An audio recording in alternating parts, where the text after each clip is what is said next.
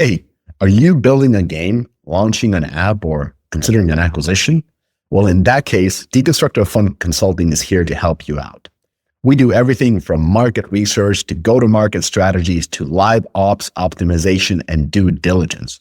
We're trusted by some of the most beloved game development companies, makers of tools and tech, as well as some of the most renowned investors. Now, if you are building, launching, or buying, don't do it alone. Do it with us. Connect by emailing to consulting@deconstructorofun.com. Level up your game's revenue with AppCharge, the ultimate in-app purchase platform built for mobile game developers. With seamless integration, global payment solutions, and powerful analytics, AppCharge helps you unlock new monetization potential without compromising player experience. Power your game with AppCharge, where performance meets play. Game devs.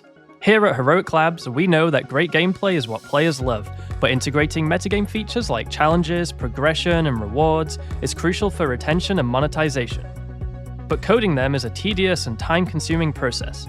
That's why top studios have turned to Hero from Heroic Labs.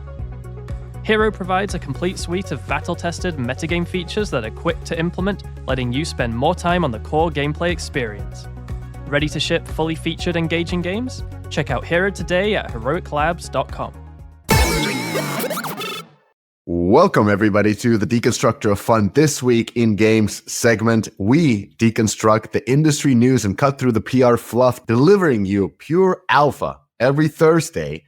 I'm your MC, Mishka Kaskov, self-appointed friend of the founders, and with me today are... Eric Kress, head of strategy and investing. I'm Laura Taranto, former puzzle product queen, slowly to announce new adventures soon. And I am Ethan Levy, the backup to the backup host. I'm here again. Ex-gotcha master, current UGC Vanguard. This is going to be a rough ride. We don't have Jen here running the show, and we got two kids with training wheels on. So, Chris, I don't know how we're going to do it, but in today's episode, we got Epic Games alleging Apple blocked Fortnite on iOS, alleging. We got Wooga's layoffs and the Solitaire dreams. We got Activision pulling the plug on Call of Duty Warzone, also known as Call of Duty EU. I don't know if it's also known. That's how I knew it. And then Roblox unlocks e-commerce, and Supercell goes AI and Transmedia. So that's the pieces. Yeah, you're a step behind, dude. Yeah, Fortnite is now on the App Store. It is I'm playing it right now, ready to go. Yes, it got in today, but that was the news when we were adding it here. So we're gonna cover it to some extent, and either way, let's just jump into it. A little bit tired. Came back to Manchester today. We had a little event there, and I just want to tell about this because Chris's cyberbullying has gone on the next level. So one of the guests was a managing director from Areem. Shout out to Anjan. And I wouldn't have known it because he came in wearing a Carhartt jacket. And he came in and he said, I was about to wear the puff vest. And then I switched up. So congratulations, Chris, for bullying bankers to wearing Carhartt. I am so happy that I am making an impact in the world positively to get rid of the douchey, puffy vests. But Areem, I am clearly joking. You can wear your vest all day long. It doesn't bother me. Did they send you a vest at one point last year? Yeah, they sent me a Gossamer vest. It was very sweet. If you can't beat him, join him. Let's get Crest on the dark side of the I'd vest. love Crest to come in on one of those Areem events, the one that they host at their office during PGC London, wearing his vest. It'll be meta. Speaking of meta, I thought I would, since I haven't been on in months, I'd try and bait Cress right up front. So over at GameFam, I've been put in charge of Meta Horizons World, where we've got some very exciting. Yeah. What are you going to do next? Magic Leap? Yeah. I've got, look, I want to speak truthfully for a minute. Meta Horizons World as a development platform is capable more than you would think by looking at what's available in the app. I'm actually having a lot of fun with it recently with these two projects we're working on right now. And honestly, in the world where not a lot of people are funding a lot of stuff, Meta's got $50 million to splash around. So I suggest if you're looking for something to do, Meta Horizon World's mobile first development, pretty fucking fun. I love Ethan because he is like the king of lost causes. Like, he just goes down that fucking rabbit hole more better than anyone else, dude. It doesn't matter what's happening. It's unbelievable. Oh King my of God. all right, that's good. Good on you, Ethan. Let us know how it goes for you. So let's chill a little bit before we jump into the episode. So this week we had a podcast and a blog post. So it was very app heavy because, there's a little bit of a job loss going on and it's tough to find a new spot. And so we had both my friend, Vin, who's also running consulting for Deconstructor Fund. So he wrote a piece on I Left Gaming and joined Reddit. These were my 5 superpowers. So basically talking about how to succeed as a game developer in the app business. And then on the podcast side, we had a executive headhunter, Gerard Miles from Mission One, talking about what gaming taught them and why app companies are hiring. So a little bit of a different angle, but basically coming from positivity that app companies are hiring. So if you're looking and you have gaming talent, these are worth checking out. One quick shill for me on my other platform I oversee. By the time this episode comes out, Prison Break Tycoon, the latest from GameFam, will be available inside of Fortnite. I've got some really great devs who've been working on that very hard for about 6 weeks. Really excited to see it out there. So 6 it'll be pretty weeks. cool. That's fast. If you're playing Fortnite. That's like a hyper casual game. Yeah, except it's kind of a roguelike third-person shooter that was done in 6 weeks. Yeah, and also doesn't monetize and has way less users. Well, we'll see. No, if it gets users, it'll monetize. If it doesn't get users, it doesn't. It's a very, very difficult platform. I'll pull no punches about that. Our last game, Billionaire Simulator, peaked at 200 concurrent users. That game's not making its money back, unfortunately, but Oof. Really excited about this new one coming out. I think it's going to be great. All right. Our ongoing weekly update on Dream's profound waste of money on their TV campaign. For the last 35 days, we've had 8.7 million incremental downloads, which sounds absolutely amazing. That's a 300% increase. Yay, Dream. But we've only had a 44% increase in revenue, which may sound like a lot on a percentage terms, but it's only $5 million. So if you do the quick calculation, for a $50 million campaign, that is a 10% ROAS, right? Which is pathetic, absolutely pathetic. And of course, this doesn't even include the traditional UA, which I do support from the perspective of what those ads are quite good. And that's good, great ad creative, right? But I do, because I continually want to give them credit for a great advertising product. But using TV is dumb. And we are starting to see downloads decline. So I think the big push is probably over at this point. But we will keep tracking until that impact is no longer felt and they go back to traditional UAs, which is where they should have started from the beginning. So. Laura, what's your take on these two games? Like, how similar are they? I mean, when I play them, they're pretty much the same. The other one has just these animations and a little bit of new types of levels. But you wrote about both of them. I wrote about both of them. Keep in mind, I wrote about them maybe 6 months ago. So I don't know how much it's changed. The games are similar, but not similar. The economy was a bit different. It's a little bit more complex. The biggest thing are the kingdom levels, which happen every 10 levels last time I checked. I mean, it is closer to one of the games I'll talk about. It's called Match Valley. I'd say it's similar to that where you're adding this battle mechanic. Actually, it seems to be a popular trend now. Everyone's copying that. So you make matches and either the matches attack whatever's coming at you, like these little monsters that spawn. Yeah. That is the main mechanic, I would say, of the game. Like Empires and Puzzles. Yes. And actually, you know who also has it? Tactile's Simon's Cat Match. They also include the mechanic. But that's the big differentiator between the two. There's similarities, but I do not think they're going for that casual audience because also the difficulty of the game, last balancing I checked, I would say it was almost 1.5 times twice as hard as the original Royal Match. All right. Thank you for the update. Headlines. So let's talk about some of the news. And this was last week. I didn't talk about it, but then last week I had several calls from a bunch of people. And I think I need to talk about it, even though this is very close to home. And this is the Finnish Game Awards 2025. So it's a gala event. People dress up really nicely, like in the nines. There's great speeches. Like in this one, there's a speech from Ilkka Paananen, so founder, CEO of Supercell, who deservedly won the Lifetime Award, the LTV MVP Award. That's what they should call it, actually. But it's a Lifetime Achievement Award. And I wanted to point out really the elephant in the room. So the 3 top games from Finland from last year, this was the award ceremony and everyone was clapping. So number 1 was the best game from Finland in 2025. It's the A16Z funded MMO PAX Day. It's done by Mainframe Industries. It's in beta. And a week before this gala happened, the studio had layoffs. Now, I don't know how you want to read that, but to me, it doesn't sound like the most positive thing. And again, this game has not shipped. They're having layoffs. It's a startup. It's an early access. I own it on Steam. Yeah. It's an adventure craft game. So it's out there generating revenue, but Okay. But the studio is having layoffs. yeah. So not enough Yeah, so revenue. Every studio now, I feel like every time I open an article, someone has had layoffs. Yeah. So there's one. And basically for that, it was like, it looks so pretty and it's done by a smaller team. And I'm like, well, that's okay. Well, I didn't know that that's a criteria how we were going to give like an underdog reward.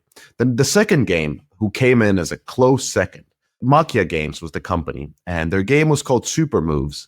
It's a parkour game on PC and Steam, I think Xbox. And the studio had already closed down, so they ran out of money because the game didn't sell, and the investor didn't see it as an investable studio. And that's the second best game from Finland in 2024. And the third one, close third, was of course Squad Busters, who's on track to be Supercell's biggest learning since they pivoted from MMOs on browsers in 2012.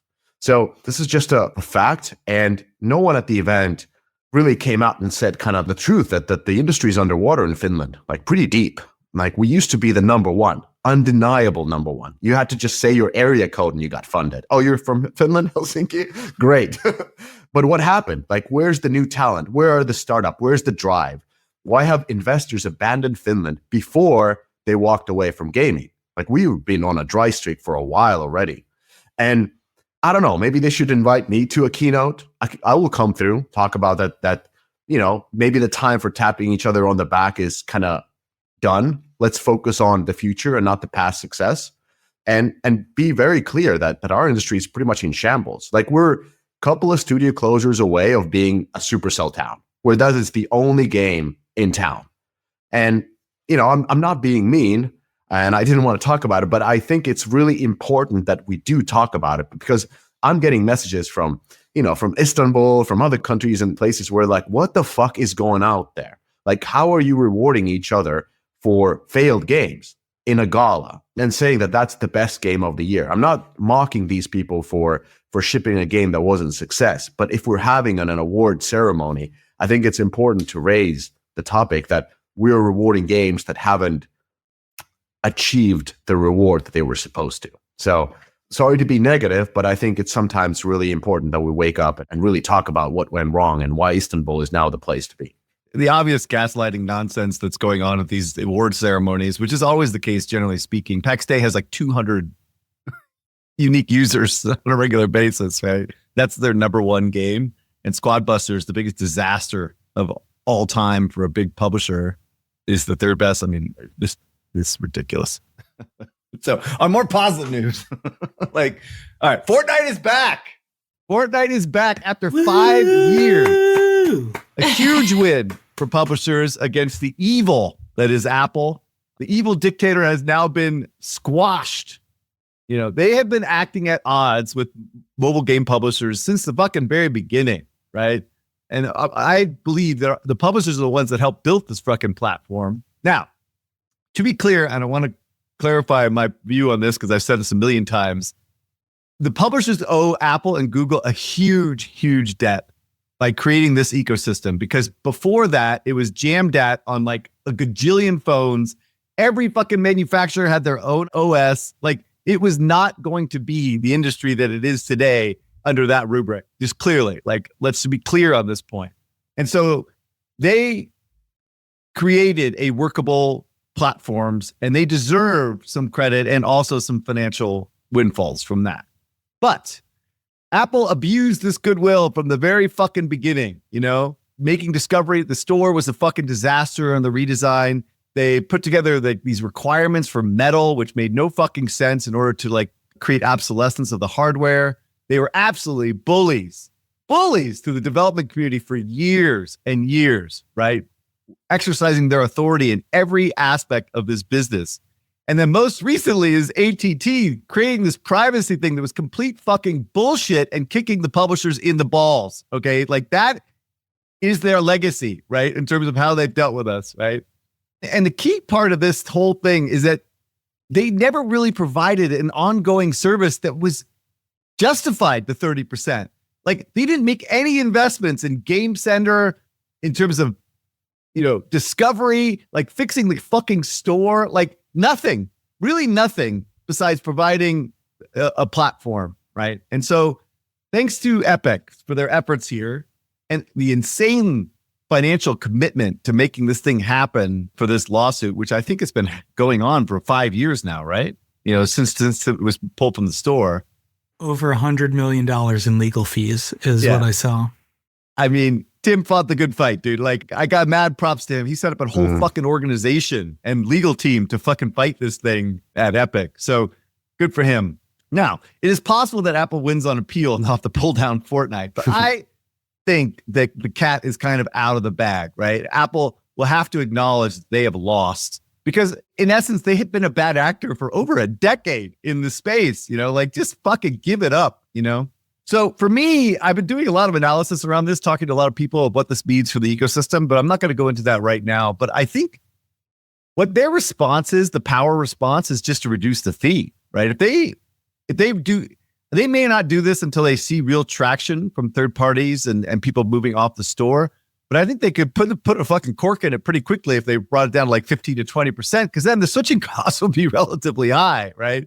And I think they kind of do justify, a premium over, the transaction fee. And that would be in the 12 to 15 to 20% range, So anyway, I think that would probably be the move here, but we'll see what happens. We'll see what happens. But I'm so happy for Epic. I 100% appreciate what he had tried to accomplish. It seemed like an absolutely impossible task, when it first started, but I think he has become victorious.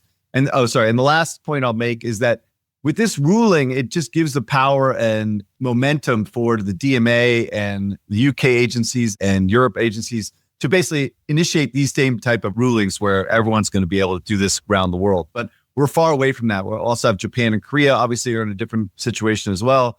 So these changes are in the US only, right? So this Fortnite is only available in the US. So this has to move nationwide, worldwide to get the real impact. As a veteran UEFN developer, and I guess the king of rabbit holes, as Chris put it, I'm really excited by the news, right? And really excited that it's going to bring more CCU back to Fortnite, and just appreciative of Epic for putting up this fight. I mean, they've forgone tens, if not hundreds of millions in revenue on iOS and Android over the past couple of years on a fight over principle, basically. Not a lot of businesses take that sort of stand. Obviously, they benefit from it, but it's in their long-term interest. But really, this was a principled fight. They didn't have to do it. They didn't have to fight this hard. And thank you for bringing more users back to Fortnite.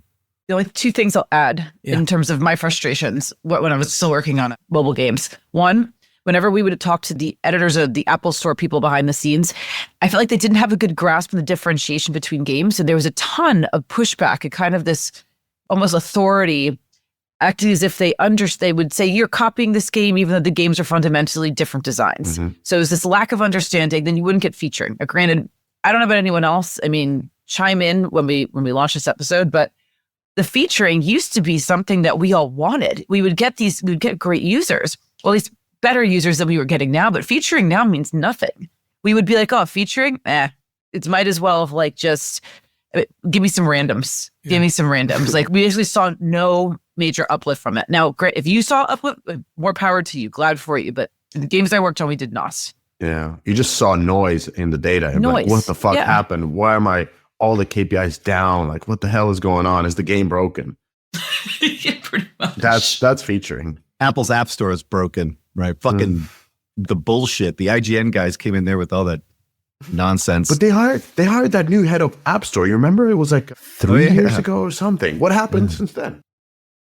I don't know. They don't know how to run retail. They don't know how to do online retail, I guess. I mean, I don't know how hard it is to hire people this is not rocket science, but whatever. Anyway, moving on. Hopefully they'll figure shit out. We'll see what Apple's response is. I'm really excited to see what the next stage is going to be. All right. Well, since I'm here, I had to bring some anime-ass gotcha news. That's what I'm here for. So, very exciting headline. Dungeon & Fighter Mobile surpasses 1.3 billion in its first year on the Chinese App Store. So, I bring this up every now and then. Dungeon & Fighter, probably the most revenue-generating game of all time, and it continues its absolute dominance, all while staying exclusive to South Korea and China for mobile. So if you don't know, Dungeon & Fighter is a long-running free-to-play juggernaut published by Nexon, started as a PC game, and it's styled after the classic Capcom arcade game Dungeons & Dragons Shadows over Mystera, a game that I own multiple copies of course, on many different consoles. So this figure is from June 2023. As of June 2023, lifetime revenue for Dungeon & Fighter surpassed $22 billion. And so with this massive success in China and on mobile over the past year, I wouldn't be surprised if we're north of 25 billion by now. So congrats, Nexon. Please bring Dungeon & Fighter Mobile stateside so I can finally understand where all this revenue is coming from. that won't work, dude, by the way. That will not work, just to be clear. They'll have like 5 users, Ethan being one of them. Yeah. Actually 2, he'll play on 2 devices. Don't do that, Nexon. Don't listen to Ethan. King of rabbit holes. King of Fighter All-Stars did pretty well in the US. They can make some money. It's just not worth their time. If you're pulling down $1 billion in a year, it's just not worth your time. Exactly. Exactly. Right. Talking about billions, let's talk about Supercell going Transmedia. So there was an announcement on LinkedIn, on YouTube, that Supercell were partnering with Netflix to bring the war-waging world of Clash to life like never before. A new animated series has been greenlit and is currently in pre-production. That's all for now. More details are coming later, but we just couldn't keep a secret any longer. This is is the so next exciting. nomination for the Finnish Awards in 2026 is the animation series on Netflix. Like, this is how fucking low they're going to go, Yeah. dude. Well, no, Why don't you let's- focus on making some fucking successful games and stop fucking dealing with this bullshit, dude? It's No. nonsense. All right, Absolute Cresto, there are 2 nonsense. different teams working on this. The development team's not working on this, so they can Yeah, still work on great No, games. I'm it is so just excited. fucking distraction. It is a distraction from making money. So Stop it. Hold on. Let's take a positive angle. So the announcement was cool. The character looks awesome. Netflix is great. Transmedia is superb. And this can invigorate the brand. So You're back killing me. a million years ago, when I was heading partnerships at Supercell, everything was a no because everything was about focus and ROI. Like, we had all kinds of cool deals like you wouldn't even imagine thrown around by all kinds of companies. So I wanted to take the same approach here and think about this from ROI perspective. So I took a look at an animated show that Clash of Clans actually has been running for 8 years. It's called Clash-orama. If you haven't seen it, it's pretty fun. It's on YouTube. And Clash of Clans YouTube channel has 189 million subscribers. So I took a look at the first Clash-orama video and the last that was released a year ago and just how many views they have. First Clash-orama video 8 years ago had 118 million views. That's awesome. That's how you get a TV show greenlit. The latest Clash-orama video from a year ago had 1.4 million views, which is really, really nice and absolutely fantastic. But it just shows the magnitude maybe of the interest and how much it has waned over the years. Then I think it's important before making this type of a decision, like we used to back in the days, look at what others have done in the sector and what was their success. So I took a look at Riot's Arcane. Huge success, critically. Accolades, like multiple Emmy Awards and high viewership on Netflix, which they don't report. But it was not a financial success for Riot Games because their players are in China. That they didn't say. but the $250 million production cost meant that the show production cost meant that the show did not generate a profit despite its popularity. And it didn't significantly boost League of Legends player base or in-game spending. So, to conclude, this could be massive success. Like when Angry Birds movie launched, it was huge boost to the brand and to the business. But this could also be an endeavor that raises everybody's ego and burns hundreds of millions of dollars, distracts the leadership, and doesn't lead to anything too positive on the business side. So if I'd be in Supercell's shoes, I definitely do this because this is so much fun to do this, and it's so legacy building, and you would get so many people engaged, and it's just an amazing thing. But if I would be advising Supercell, I would say don't do it because this is a distraction. It's not good for the business. You have to focus on the relevant. So I think the chance of this being ROI positive is slim, but the chance of this being super fucking fun are really high. Okay. First of all, let me just do a huge correction on your nonsense, dude. First of all, Angry Birds movie was definitely a success in the box office. I will not contest that. But the only result for the company was to sell for peanuts years later to the Japanese, right? The movie shit was a distraction. It didn't matter what for the business. The business is about making money, long-term profits, and revenue growth. Every nickel that they spent on that movie should have been dedicated to hiring people in management that could grow the business, right? To improve production and monetization and live ops, right?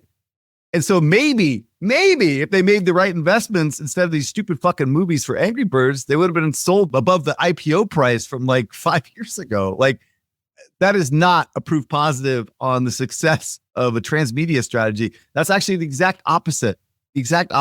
Dude, they sold out 5 years later below the IPO price because they could not grow this business profitably. And it was because of distractions like this and merch and all this other crap that they were doing that they basically squandered the biggest IP in mobile gaming ever, right? Yeah. And so now Clash of Clans is doing the same fucking thing. Supercell is doing the same thing. Now, I'll concede that they are outsourcing this to Netflix, which is actually pretty fucking smart, right? So let them deal with all the money that it costs to build this thing.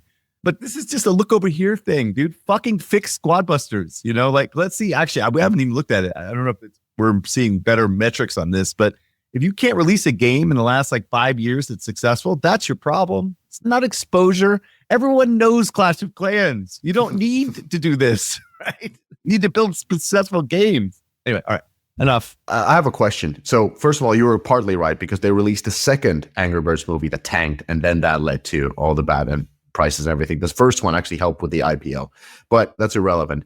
Why do you think they released this news that a show has been greenlit? That was the question. Why the PR? Because when is the show coming out? 2 years? How long does it take to make an animated show? Probably 2 years, right? Takes 18 to 24 months. It takes five years from the start to airing episodes in general. 3 years if you're. I just had a conversation with someone who works on a bunch of the bento box shows. Actually, my friend Lawrence did at Fox. So Bob's Burgers, et cetera. It takes 5 years start to finish to get a new show on the air from the beginning of the pitch to the first thing. Animation takes a lot longer than live television. And so 3 years would be an accelerated schedule. Yeah, it's in pre-production, I was going to say. Yeah. It must be a year and a half away. Let's say a year and a half to 2. Why would you release this news now? I always think about when somebody has a publication, I'm like, why are you telling me this? All right. What else has been in the news for Clash of Clans? Yeah, he's going to talk about, right? So I'm just curious. It's really weird time to talk about this. It's just I'm it's just weird asking PR. questions. Everybody's asking questions. Why are they talking about this Clash of Clans show? That's my terrible Trump impression, but that was everybody's I did not talking about it. That's a really bad impression. Stay in games, but let's stay on the Supercell train because they had other publications as well, or PR this week, which is about AI. And actually, this is something that has been on LinkedIn. Their CEO has been very actively posting about AI initiatives at the company and how excited he's about AI, how they're having these hackathons. And now there's a new job opening announced on LinkedIn. This is for Söderlund from Supercell. He's saying, we are ramping up our AI innovation activities in the Bay Area and looking for an AI innovation lab program leader to help us dream what do future entertainment experiences look and how they're built. Founder and or experience from the wider venture ecosystem considered a plus. Come create the future of entertainment with us. Interesting.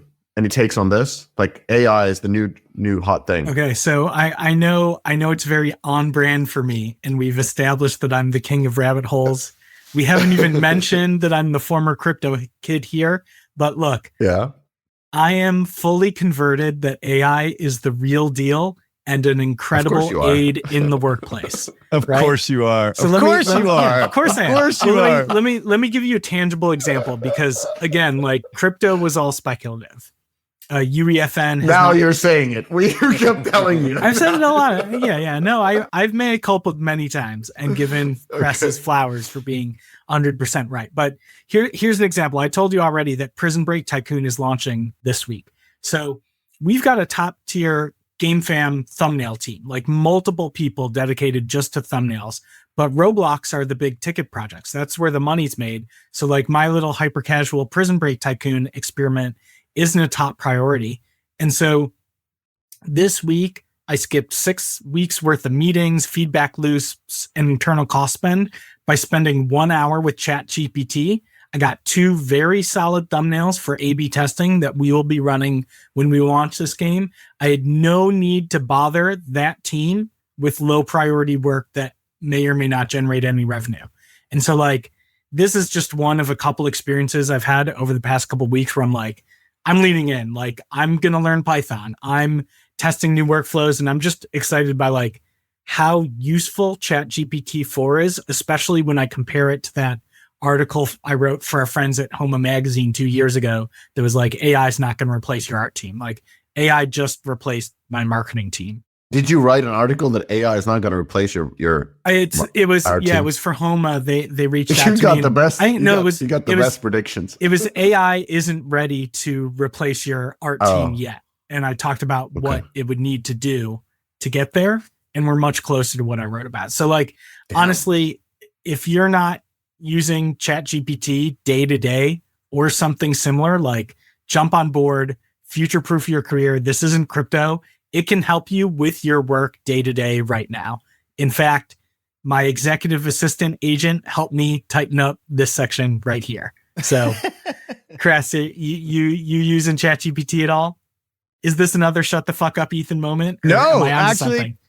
for once, I'm not going to say it. I'm not going to say it in this context. I think you're actually absolutely right on this one, Ethan. I will support you at 100%. I've actually made this is on a personal level. I've made a more concerted effort since Bing's like doom and gloom speech at GDC, where he suggested that everyone that has gaming DNA and gaming product knowledge and live ops should go to non-gaming apps.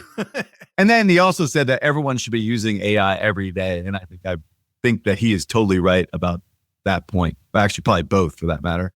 And this is going to sound a bit stupid, I'll be honest, but AI is just much of an easier technology to absorb. You know what I mean? Like, it's a really easy thing to use. It's fucking conversational, you know?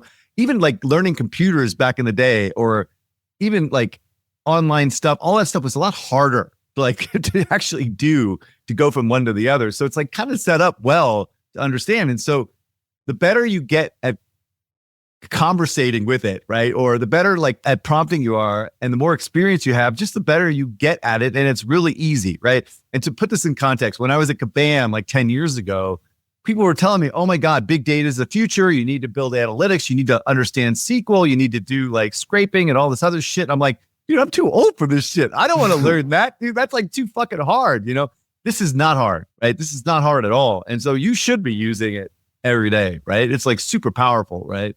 And, you know, a lot of the deep analytics that still makes the other things so complicated is embedded within the models themselves. Like, this is not crypto, right? You don't need a PhD in bullshit, you know, like you basically just need to fucking use the technology, right? You don't need to you don't need a bullshit. Like, you need to understand all these acronyms and all this other crap that no one, you know, unless your economist can understand. So anyway, I think everyone should be using it to help facilitate understanding on what's going on and get perspective from something that's reasonably objective. Like, this is the problem.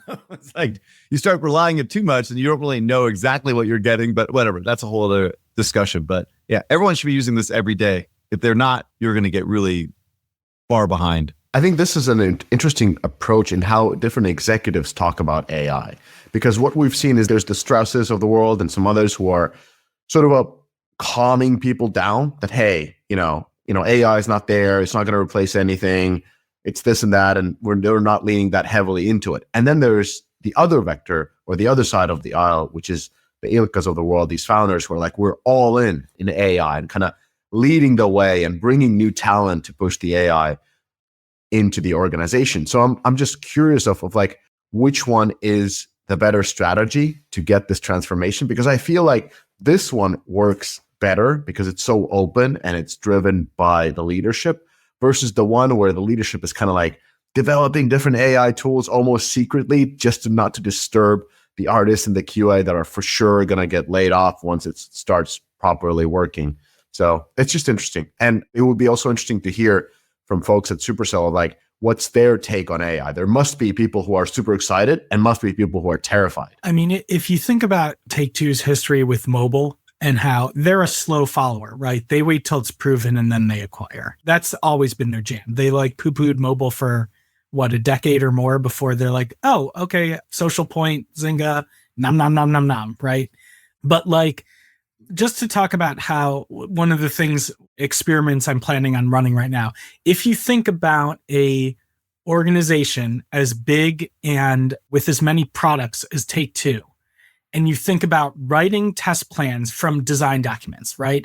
That is a non-trivial cost of thankless work, right? You have design. This is something I deal with all the time. I have a design document. It's done. It might be one feature if you're a live ops game. It might be 70 pages. You have to turn that into test plans so that QA can then execute against it. All right. If I'm a startup with one game, like having one QA person dedicating 25% of their time to it is not a big cost. If I'm Take-Two overall and I could replace all test plan writing with AI, which I'm pretty fucking sure you could, as long as you're good at it, right? Like that's a meaningful cost saving. So I think for someone like Take-Two not to be taking that seriously on an how shit's made level, like the tools are ready to do that today. But there's a lot of nuance to what I think he's saying about AI. Like replacing those type of operational things is, I'm sure, fine in his book. I think the AI creating content is just what I think he's more objecting to, and that I think we are far away from that. So what I'm trying to suggest is that as a knowledge worker or whatever the fuck you want to call the professionals out there, you got to be using AI to help facilitate your processes, because that's to remain competitive, right? Whether or not AI is going to be able to create games, like the next Call of Duty, I think we are so far away from that. It's a multiplier on a small number of people who have actual talent, as opposed to throwing bodies and money at a situation. So something I'd say, like, I know we've talked about small peanuts relative to like $1 billion a year from Dungeon Fighter, but if you think about Balatro, and if you think about the amount of entertainment per hour one developer has been able to create by making roguelike games, AI is very similar. If you are a 1 to 5 person team making roguelike games, you can 10x the depth of your game by intelligently using AI. So where I believe AI innovation is really important is that it is going to make smaller numbers of talented people deliver more value per hour at a lower cost to players. And now when I say that, where that should scare people is that's not what's going to lead to the next $1 billion a year super live ops game. What it's going to lead to is a race to the bottom where people like me are going to make a game that someone can spend 1,000 hours on. And we're going to sell it for $4.99. And suddenly you're going to be like, yeah, I mean, GTA 6 for $80, it looks really cool and all, but I'm too busy playing Bleep Lorps on my phone. I've got 5,000 hours logged on Bleep Lorps. Can you believe one person made Bleep Lorps? It's $2. You have to buy it today. Like, that's where we're going. No, we're not. No, we're not. 100%. I 100% disagree with that. Bleep Lorps is going to destroy. Let's move on. There's just no way. Bachelorette had better legs, longer legs. Yeah, no, stop. Yeah. Just stop. Okay, shut the fuck up, Ethan. Moving on. Attention app and game developers. Are you ready to unlock the secrets behind the world's top performing apps and games? With Sensor Tower, you get the ultimate competitive edge, whether it's breaking into new markets, fine-tuning your UA strategies, or boosting monetization. Dive into data like never before. track global trends across app stores, analyze market-leading in-app purchase and in-app ad strategies, and benchmark your performance with real-time insight. The best part, Sensor Tower doesn't just deliver data, it helps you turn it into action. With intuitive tools and expert analysis, it's everything you need to make smarter, faster decisions. Thousands of app and game studios, from indie creators to global giants, trust Sensor Tower to help them win. So why not you? Start your free trial today at sensortower.com. That is sensortower.com. In today's hyper-competitive digital landscape, understanding your app's journey from discovery to download isn't just insightful, it's the difference between scaling and stagnating. Enter AppsFlyer, the undisputed leader in mobile attribution and marketing analytics. They've mastered the science of making every ad dollar work harder by revealing exactly where your players come from and how they interact with your app. Their platform transforms mountains of complex data into clear, actionable intelligence that separates winning campaigns from budget-draining experiments. And I know that many of the top game companies leverage AppsFlyer and are a key partner in their success. AppsFlyer, where your app's potential meets performance. All right, layoffs at Wooga's Claire's Chronicles Solitaire is canceled. So Solitaire market, not that large and not really growing at fast pace, so a few $100 million. We got Playtika's Solitaire game number 1, which I forgot the name. I think the TriPeaks, the Scopely version one, is the number 2. And the third one is recently launched. I think a few weeks ago, they launched this Disney Solitaire game. Playtika launched it. And that has quite successfully scaled up to making about 1.5 million a week in in-app purchase revenue. Now, Wooga, which is also a Playtika studio, has essentially shut down their Solitaire team. So apparently they were doing 2 Solitaire games at the same time, kind of like a Tencent strategy. And one of them won, the other one lost. And now the one that lost basically lost also the team. Now, the Solitaire market is not easy to break through. We got Playrix that tried to do it with Fishdom Solitaire, and that failed. And I have actually a question regarding all the Solitaire. I don't want to go too deep to it. But I remember that Merge Mansion makers, Metacore, has been trying to make their second game for a while. And the second game that they're really investing into, and they actually have a studio in Berlin, is called Grandma's Solitaire Secrets. I know Jen is raving about it, that this is the worst name ever. And now they will likely hire the people who worked on the failed Wooga game to further staff up this Grandma's Solitaire Secrets. So what's the over and under on that game breaking into this really tough category? Depends entirely what they do. I covered a little bit of Solitaire. I think it was like TWIG, like 210 or 215. I want to say it's like a $50 million a year market. Like it depends. Let me see. Let's take a look at Sensor Tower. There's not many games that do it, and they all are super similar. That's the biggest issue. When Candy Crush Solitaire, joined, beautiful polished game. The gameplay, at least when it came out, was not so different than what was already in the market. So Scopely's Tiki, Playtika's Grand Harvest, they're interesting games, but you have one of those games, and then you have 5 more of them. Unless you're going to seriously add some innovation to it or diversify it from the offering, there's just not much there. So it entirely depends what Grandma's Secrets Solitaire decides to do. If they're going to merge it with some other category, so they're going to take, Solitaire, combine it with Match Merge, or they're going to combine it with Hidden Objects, by all means, give me something interesting to play. But one of the biggest complaints I see from players, just across the board, especially in match games, is that the games do not feel different. So will it do well? Let's see if they can get an interesting offering on the board.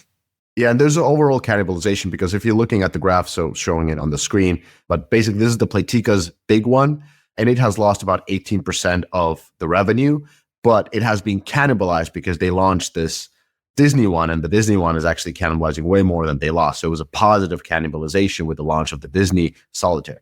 But at the same time, the launch of Disney Solitaire has cannibalized pretty much everybody else as well. So we see the Scopely Solitaire kind of going from making 1 million a week to slowly getting to that 750. So nice loss of 25%. And then we have the bottom row. This is the Candy Crush Solitaire. I know the guys were talking about that this game makes like $500,000 a day. I don't know where they got this number. I think it was on 2.5 Gamers when they were saying, because on Sensor Tower, it's nowhere near 500,000 a day. This is weekly numbers. So anyways, it's a tough market, tough to break through. And even when a new big game launches, it actually decreases the revenue from the others. So yeah. And then there's the real money gaming solitaires. Those are the high on the downloads. Well, I want to see what happens. Like every time I open TikTok, which is quite frequently, I'm getting a ton of ads for Disney Solitaire. So I want to see how it performs once they stop the huge ad campaign they're running. All right. We mentioned a couple of things about Take-Two. So they actually had their quarterly results. So overall, on a high level, the revenue by platform, this is the interesting one, 52% of their revenue at the moment, naturally because they haven't launched GTA, 52% comes from mobile. Consoles 37%, and other PC and other make 11% of their revenue. Their net revenue is almost $3 billion, and that was up from 2.7. The total net revenue was 5.6, and it used to be 5.4, so pretty much the same one. But what's interesting is that they reported that they earned, half of the revenue coming from mobile during the financial years, and hailed 2 of the Rolex hits driving the growth. So Color Block, Jam, and Match Factory, both made in Istanbul. In the PR, they talk about these as Zynga games, which they technically are. But we've been at Rolex Studios. We know where the magic is being made. It's over there. And then they also told about another game, which is Match Factory, also from Istanbul, and that it continues to perform really well. And CEO Strauss Zelnick was also bullish on Zynga's direct-to-consumer business, aka web shops, aka Dom can roll the clip and let people know what the best in the business looks like. Anyways, so Take-Two did say that they expect mobile revenue to be overall fairly flat. It plans to launch 5 new games in the next fiscal year, including WWE 2K, and that will be launched on Netflix games. So that's the one that's going to break the bank. Well, also they announced $1 billion equity financing follow-on to pay down debt. Yeah. But the other thing that was kind of buried in this report is something that I'm clearly focusing on way too much on the negative, but so they've written down their acquisition of Zynga for the second time. So they put together a $3.7 billion impairment charge against a write-down of the Zynga acquisition, which is coupled with another $2.5 billion from last year, an impairment charge against this acquisition, which is a whopping $6.21 billion write-down of the Zynga acquisition, right? So almost half of the value of what they did on the acquisition was a $12 billion acquisition was written down over the last 2 or 3 years. So it is exactly what I said when this thing was announced, that they should have waited like a few months and they would have got this thing for half as much as they purchased it for. So my question to Mr. JP Morgan and Mr. Goldman Sachs, are you going to take half of the fees and bring that back to the shareholders after justifying this bullshit valuation for this company, right? Their transaction fee should be cut in half because they wrote fairness opinions to the board of directors of each of these companies that this was a fair value for this company when it was clearly not. Now, having said that, if I take a step back, I have to acknowledge the fact that since this deal was done, the market cap of Take-Two is up 33%. So they are benefiting somewhat from Zynga's predictable revenue stream and scale. But I think personally, it's more related to the GTA thing than anything to do with Zynga's business. But this is what the reality of this transaction. It was an absolute disaster. It is the second worst acquisition in the history of video games, which obviously Glue was the worst. And I think why is the Glue worst? Oh, because every single piece of value was gone within like 6 months on that deal, right?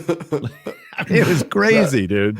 That shit was criminal, dude. That shit was criminal. Just because I realize I'm not 100% sure I know what impairment of goodwill means. Let me see if I'm understanding this right, and Cress, you can help educate me and through me, the audience, on what a goodwill impairment is. So they bought Zynga for $12 billion. And now you're saying they've done a goodwill impairment of about $6 billion. So what that means is that when they bought Zynga, they thought it was justified that it would add $12 billion of value, of revenue to their business over some period of time. And now they're saying, oh, well, it looks like maybe they'll deliver $6 billion over that period of time. And we're acknowledging now that we lost or we overpaid $6 billion on this transaction. Basically. Is that close? That's close enough. on the books, like they are now writing down the value of that acquisition, right? Because things on the ground have changed, the financial performance or market conditions have changed. Clearly they overpaid for this asset, and that's why they're writing it down. Right. And so it's possible they could continue to write down goodwill. Is there more down to go on this? It's possible. I actually didn't look into it if they have more on the balance sheet, but I think they're done. You know, like I would hope anyway. Like, I think the Glue acquisition was probably too small to justify, you know, writing it down, but maybe they did write it down. I actually don't know. I didn't look at EA. Okay. One more for Turkey. So this was like a little piece of news, and then I got curious. So I feel like if Ethan, you're the king of rabbit holes, I feel like I'm the queen of puzzle rabbit holes. So there is a mobile developer called Tail Monster, and they raised $7 million in a seed round. And granted, I'm not a founder. I don't really understand like the Series A, C, B, whatever. It sounded like a big number to me. I was like, oh, that's a lot of millions. Like, that's pretty good for like a mobile studio. And they had launched a game called Match Valley, and it was, you know, a match 3 title. And I was like, ooh, I'm going to play this. So I did. And I wanted to see, maybe Eric, after I give this summary of the game, you comment on whether it is a good amount, large amount, small amount, whatever. But when I was complaining earlier about we need to see more innovation in the market, this is more what I'm talking about. So I played the game. It's very early. You know, it's not a huge amount of downloads. I think it was 8,000 downloads since it soft launched in September 2024. It's made about 10 grand. Small, very small. But the mechanic, they took merch, they took abilities that you find in like Archero, and they took the battles, not exactly as you would find them in a Royal Kingdom or a Clash Quest or, you know, Simon's Cat Match, but it was the most interesting game in terms of mechanics I've played in a while. And I thought, you know, if this is what Clash Quest from Supercell had been, I would have been a lot more excited. I think it has legs. Depends what they do with that 7 million once they receive it. It still needs a lot of work, but it's something for me that was very, very different. So I got a little excited. I hope we see something from it. They must have had decent retention numbers to be able to raise that much money. Unless 7 million is mice nuts, and then I take back everything I just said. No, that's a good raise. I just don't, the game is too early really to. It's super early. Yeah. So we'll see. 7 million in seed is pretty nice. It's not 55 that Spike raised. Yeah. It's possible maybe it has a soft launch somewhere under a different title that has bigger numbers and bigger metrics, because 8,000 downloads is not a lot to prove 6-month Match retention Valley. off of. I mean, I've done soft launches with like, what, 1,500 just to get a retention number from specific countries. I mean, you could do 3,000. At least gives you an early indication. I don't know if you could raise on that, but I could certainly ask for UA investment on that. Right. And the question is, was that 8,000 over time or 8,000 all concentrated in September, basically? That's since September. So Akin Babaget, who's the founder of Triple Dot, and he set up the Arcadia Gaming Advisors. Now that we cover the investments, I think I see him every week in like 5 different investments. He raised 100 million. I think he's gone like through 50 million already. Yeah, no, yeah, he's really been active. Like I've actually heard people talk about him like independently about like him being everywhere. So. Yeah, because he was in the dream in like early rounds. Money burns a hole in your pocket. That's what I tell myself when I go shopping. Especially if you have 100 mil. Not yet. All right, the last thing we're talking about is Roblox. So Roblox unlocks the next generation commerce with in-game shopping, basically. So they're introducing a significant update to the platform to allow in-game shopping for physical items, which is basically moved away from their digital-only model. The new feature allows purchase intangible products directly from each Roblox experience. So basically reward commerce in a virtual environment. This also includes Shopify integration, a AMP, which is the approved merchandiser program, Fenty Beauty, which I'm feeling very old because I don't even know what the fuck that is. It's Rihanna's brand. It's okay. Shine like a broad diamond, Rihanna's brand. And The Weeknd have launched exclusive products on the platform. Overall, like I think we're getting positive reviews on this potential revenue stream for them. You know, deeper engagement and all that other stuff. Accent to Gen Z and you know get them to be purchasing on the Roblox platform. There's some criticism about the ability to protect kids from this because obviously it's still a kids platform. disruption of the user experience and any regulatory worldwide compliance associated with transacting on platforms. So very cool. Clearly, in my view, they are expanding revenue opportunities on the platform. And that is more of the big news on this and the big takeaway. I was digging a little bit because my whole thesis on Roblox was the fact that Cliff Bazooki was never wanted to monetize the audience way that was required to grow this platform the way it should be from a revenue perspective and profitability perspective. So I did look that up, and he did do one of his last CNN broadcasts, I think in February of 22, after a huge quarterly miss, after a really tough comp from COVID. The stock was down 22%. And he was on Jim Cramer's show, which I'm not a fan of Jim Cramer. I think he is half a moron. But he said basically the stock is a short because he said, where's the monetization going to come from on your platform? And this was Cliff's response to the CEO of Roblox. He says, we have so many opportunities to increase monetization on our platform. We're not touching advertising. We're not touching 3D immersive shopping. We're being very gentle on monetization relative to the quality user growth, creating a safe and civil platform and driving our DAU numbers. So we are focused on user and engagement growth. And so this was the whole negative thesis on fucking Roblox, right? Was that they don't care about revenue growth. They care about the user experience and growing the user base. So I personally think that this was probably the time in which the shareholders revolted. And they basically said, look, enough of this creative integrity stuff. Let's focus on monetizing the audience, right? And I think this is also a time in the stock in which people were kind of questioning the core thesis of Roblox to begin with. And this included myself. And so I obviously was negative at the time. And you can basically see it in the stock price. I mean, the stock just fucking collapsed at that point. And so I think this was the beginning of the transition away from the founder, entrepreneurial, visionary to the business leaders, or as some people would call them, the suits, right? And so this was the change in the thesis. And I don't want to be revisionist history here. I certainly did not make this on the timing wise. Manuel Bronstein, he started to communicate with Wall Street more emphatically. And he is the CPO's chief product officer. And he came from fucking Google and YouTube, for Christ's sake. And so, Zynga. Yeah, well, fuck Zynga. But he knows how to make money on a platform, right? I pulled some of his quotes we've just scratched the surface of what it means to be a thriving and monetizing economy in this 3D immersive experiences. The demand for brands to connect and engage with our global audience, be it through 3D immersive experiences, digital items, or new immersive ad products for faster on-platform content discovery, continues to grow. So this is his whole approach. He took over at this point is what I'm suggesting here. And when he took over, they have been more and more focused on actually monetizing the platform, which is what I think makes this an interesting platform, is the monetization perspective of it. And at least particularly from the Wall Street perspective. So what's clear to me is that the CEO is no longer in charge of the Roblox economy, right? It is now Manuel that's really in charge of what's happening on the platform. And this is really, really, really good for the stock. Not necessarily good for the consumer per se, or kids for that matter, but time will tell on that fact. But it is very, very, very good for the stock. On a second and maybe related topic, my buddy Matthew Curtis and Christine Wooten, I don't know her, they left their partnerships division. They were pretty senior people, have been there 6 years and 11 years or something, respectively. This may be more of a changing of the guard related to some of these changes with Manuel. I don't know for sure.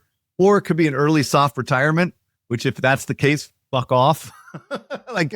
Good for you, but fuck off, both of you. Anyway, so there are things that changing at Roblox, I guess is what I'm saying. So much UGC news for me this week. Obviously, I can't speak to what we're doing at GameFam, one of, as we all know, the top Roblox publishers in the world. But I will say that, any new opportunity to deeply engage our players or present more options for monetization, it's a welcome one to us. This is good news. And thanks for bringing all this UGC news for me to comment on this week. But at the end of the day, they are actually going the exact opposite direction of Epic, right? In terms of increasing the ability for people to monetize, as opposed to, in Epic's case, decreasing. There's one platform that pays my paycheck and one platform that Unfortunately, does not. But all I can say is I can't wait to buy the Military Tycoon streetwear directly in Roblox. That'll be awesome. I bet Joe's on it right now. I just realized that we were supposed to have Matthew Curtis on the podcast. I was supposed to interview him, and then I said, I'm too tired. Chris can come to Roblox offices. Then we got ghosted. I'm going to hang out with him next week. Maybe we'll get him on somehow. I had burgers in front of the Roblox offices, so I was close. Dude, I keep giving this woman so much credit. I'm not even going to tell you her name, but the Roblox PR department are fucking rock stars, dude. They are great. Fucking pros at saying nothing, right? It's unbelievable how good they are at it, right? But I imagine they have these guys locked the fuck down, right? For fucking a decade. They can't say shit about anything. So I'm not. It's a public company, of course. Yeah, no. I mean, no, it's worse though. I think EA and actors, I think they gave up years ago, like really locking people down, except for at the highest levels. But I think Roblox is still like in this like imagining that they're still in stealth mode, even though everyone knows everything at this point. But anyway, whatever. Sorry, I just like I don't know. A Roblox PR, great. Scopely PR, great. 2 benchmarks, I do have to say. Anyways, this is the episode. You did it. We did it. Ethan, do you want to take us out? Because you haven't done an outro in forever. Take us out. Oh my God. Can I remember it? Yes. Okay. Hey, we did it. Thank you for listening to the full episode. As always, join the Slack community, the absolute best community of game developers on the internet. Sign up for our newsletter. Follow Mishka. He writes incredible blogs. The best blogs. The best blogs. All right, Ethan is out. This is why he can't do an outro. He goes off the script. Anyways, thank you for listening and have a great week. Bye. You did it. You made it to the end of the episode. As a fan of the show, it would help us out if you'd subscribe and leave us a review on the podcast service of your choice. Those stars and likes, while a small action on your part, mean a lot to us and help to grow the show. More importantly, are you a member of the Deconstructor of Fun Slack group? If you have 5 years or more of games industry experience, go to deconstructoroffun.com/Slack and apply to join. Join the games industry best professional community filled with peers always willing to lend a hand, or subscribe to our newsletter to get all the latest insights from the Deconstructor of Fun content creators. Thanks for listening.